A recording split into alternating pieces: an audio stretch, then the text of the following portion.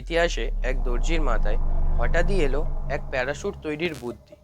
কিন্তু সেই বা কী করে জানবে যে এই প্যারাশুট তৈরির বুদ্ধিটাই তাকে তার মৃত্যুর দিকে ঠেলে নিয়ে যাবে। আর সেই প্যারাশুট তৈরি যখন সে পরীক্ষা করতে যাবে তখনই তার মৃত্যুকে আগমন জানাবে। নমস্কার বন্ধুরা, আমি অপূর্ব। আর আজকের আমরা ভিডিওতে আলোচনা করতে চলেছি কিভাবে এক বিজ্ঞানী পৃথিবীর সর্বপ্রথম প্যারাশুট তৈরি করতে গিয়ে সে তার মৃত্যুকে আগমন জানালো। ঘটনাটা শুরু হয়েছিল 1912 সালের এক কুয়াশাচ্ছন্ন পরিবেশে। আকাশে তখন কুয়াশা ভর্তি, চারিদিকে লোক অপেক্ষা করছিল। প্যারিসের আইফেল টাওয়ারের নিচে লোকের ভিড় ভর্তি হয়েছিল, কিন্তু এই লোকগুলো কার জন্য অপেক্ষা করছিল? কেই বা আইফেল টাওয়ারের ওপরে ছিল? আর সবাই অপেক্ষা করছিল এমন কিছু দেখার যা এই বিশ্ব আগে কোনোদিন দেখে। হঠাৎ আইফেল টাওয়ারের ওপর থেকে একজন মানুষ বলে উঠল, আমার এই আবিষ্কার আজ প্রমাণ করে দেবে যে এটাই মানুষের জীবনকে সুরক্ষিত করতে পারবে। এবং সে তার প্যারাশুটের তৈরি ড্রেসটি পরে প্যারিসের আইফেল টাওয়ারের উপর থেকে ঝাঁপিয়ে পড়ল। কিন্তু সেই বিজ্ঞানী অজ্ঞাত ছিল যে এটাই তার জীবনের শেষ পরীক্ষা হতে চলেছে। তিনি কিছুতেই আর জানতে পারল না যে এরপরে কি হবে। ফ্রান্সের রিচার্ড ছিলেন একজন প্রতিভাবান ব্যক্তি, কিন্তু তার স্বপ্ন ছিল আকাশ ছোঁয়া। হ্যাঁ, তার স্বপ্ন ছিল যে তিনি এমন একটি প্যারাশুট ড্রেস বানাবেন যার মাধ্যমে পাইলটরা সেটি খুব সহজে পরে আকাশ থেকে কোনো দুর্ঘটনার হাত থেকে বাঁচতে পারে এবং খুব সহজেই মাটিতে নামতে পারে। তিনি ভাবলেন একটা পাইলট যদি তার এই ড্রেসটা পরে প্লেন থেকে ঝাঁপ দেয় এবং সে ধীরে ধীরে মাটিতে নামতে পারে, তাহলে সেক্ষেত্রে পাইলটের জীবন খুব সহজেই অক্ষুণ্ণ থাকবে।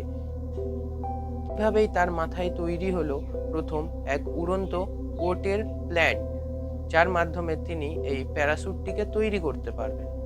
রিচার্ড প্রথমে বেশ কিছু মডেল তৈরি করেন এবং তার পরীক্ষা নিরীক্ষা চালিয়ে যান, কিন্তু তিনি যতবারই পরীক্ষা করছিলেন তিনি কিছুতেই তার পরীক্ষায় সফল হতে পারছিলেন না। তিনি যতবারই দেখছিলেন যে কিভাবে এই ডিজাইনটাকে আরও উন্নত করে আরও নতুনভাবে কিছু করা যায়, কিন্তু তিনি যতবারই পরীক্ষা করছিলেন তিনি অসফলতার সম্মুখীন হচ্ছিলেন।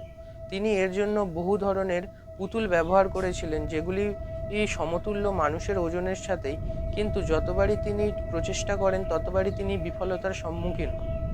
বিভিন্ন উপায়ে কাপড়ের ডিজাইন বদলান, দৈর্ঘ্য বদলান, কাপড়কে আরও পাতলা করেন যাতে কাপড়টি খুব সহজেই বাতাসকে ছেদ করতে পারে, কিন্তু কোনোভাবেই কিছু হচ্ছিল না।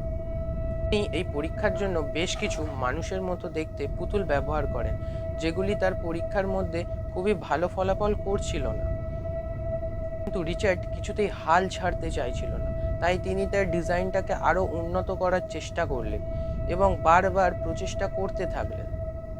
তিনি সেই মুহূর্তে একটি নতুন ডিজাইন তৈরি করলেন, কিন্তু এবার তিনি সেই ডিজাইনটিকে কোনো পরীক্ষার মাধ্যমে না নিয়ে গিয়েই নিজের ওপরেই এবার নিজে একটি নতুন ডিজাইন তৈরি করে মনস্থির করলেন তিনিই এই ডিজাইনটি পরে নিজের পরীক্ষায় অংশগ্রহণ করবেন এবং আইফেল টাওয়ারের মাথার উপর থেকে লাফ দিয়ে তিনি এটি প্রমাণ করে দেবেন যে তার এই ডিজাইন বা আবিষ্কারটি সত্যিই মানুষের প্রাণ রক্ষা করতে পারে। দিনটা ছিল 4 ফেব্রুয়ারি 1912।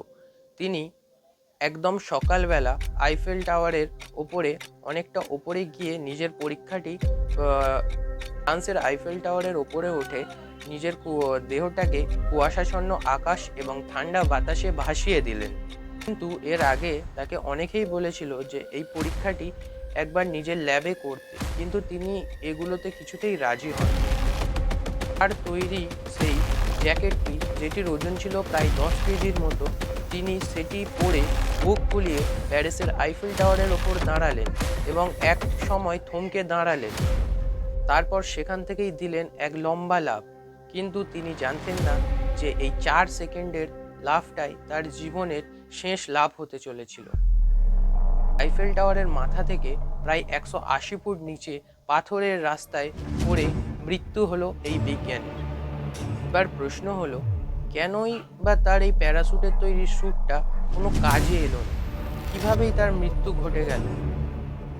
প্রথমত, তার তৈরি এই যে প্যারাশুটের স্যুটটি, এটি তুলনামূলক অনেক ভারী ছিল, যা বাতাসকে খুব সহজেই কেটে ফেলতে পারত না, তাই খুব খুব সহজেই তিনি নিচে পড়ে গিয়েছিলেন। দ্বিতীয়ত, তার এই প্যারাশুটের ডিজাইনটা খুবই ছোট এবং কাপড়টা ছিল খুবই শক্ত, তাই বাতাস এটিকে সহজে খুলতে পারেনি। তৃতীয়ত, খুব কম উচ্চতা থেকে লাফ দেওয়ার জন্য অতটা সময় পাওয়া যায়নি, যার ফলে এই প্যারাশুটের তৈরি স্যুটটি খুব সহজেই নিজের কর্মক্ষমতা দেখাতে পারে। সব দিকগুলিকেই সব দিকগুলিকেই পর্যবেক্ষণ করে এবং মাথায় রেখে সেই ভুলগুলোকে শিক্ষা নিয়ে এখনকার বহু বিজ্ঞানী বিভিন্ন রকমের প্যারাশুট তৈরি করে ফেলেছেন।